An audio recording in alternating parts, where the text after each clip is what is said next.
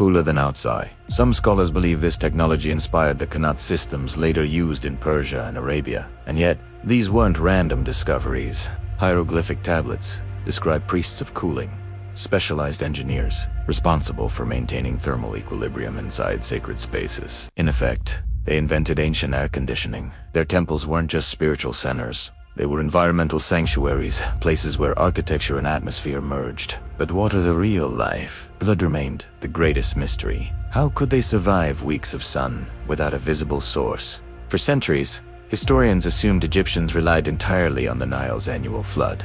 But new discoveries across the eastern desert tell a very different story. In 2022, geophysical surveys near Wadi Hammamat detected vast networks of subterranean cisterns, hand-carved water vaults hidden beneath rock plateaus, each connected to ancient wadis, dry riverbeds that only carried water during rare storms. When floods came, the Egyptians diverted runoff into these reservoirs, sealed them with stone plugs, and marked them with subtle carvings only priests or caravan leaders could recognize. This system extended hundreds of miles across the desert, a network so advanced that even Roman engineers later reused it for their own trade routes. These weren't random storage pits.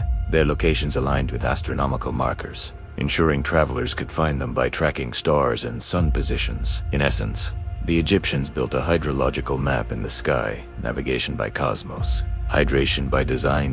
And within their desert fortresses, like the outposts of Analyt, archaeologists uncovered ampuri, still stained with traces of stored water, mixed with natron salts that prevented microbial decay. They didn't just preserve water, they made it immortal.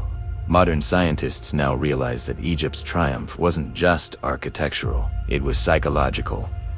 Their relationship with the sun was built on respect, not rebellion.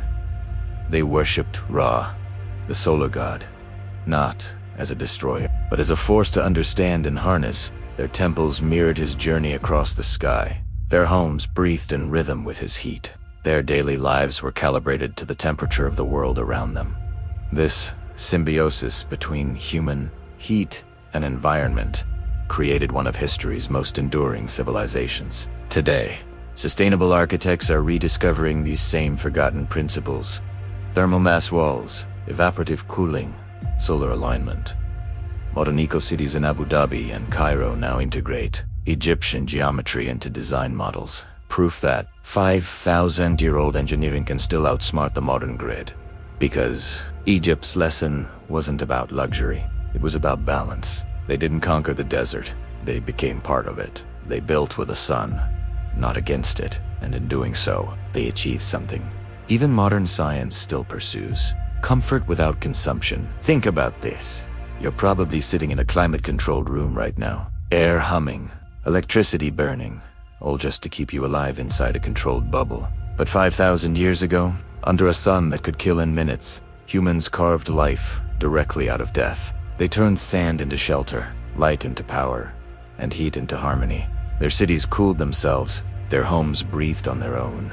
Their water survived in stone veins beneath the earth. They mastered an equation modern engineers are still trying to solve: how to thrive in the harshest climate without a single machine.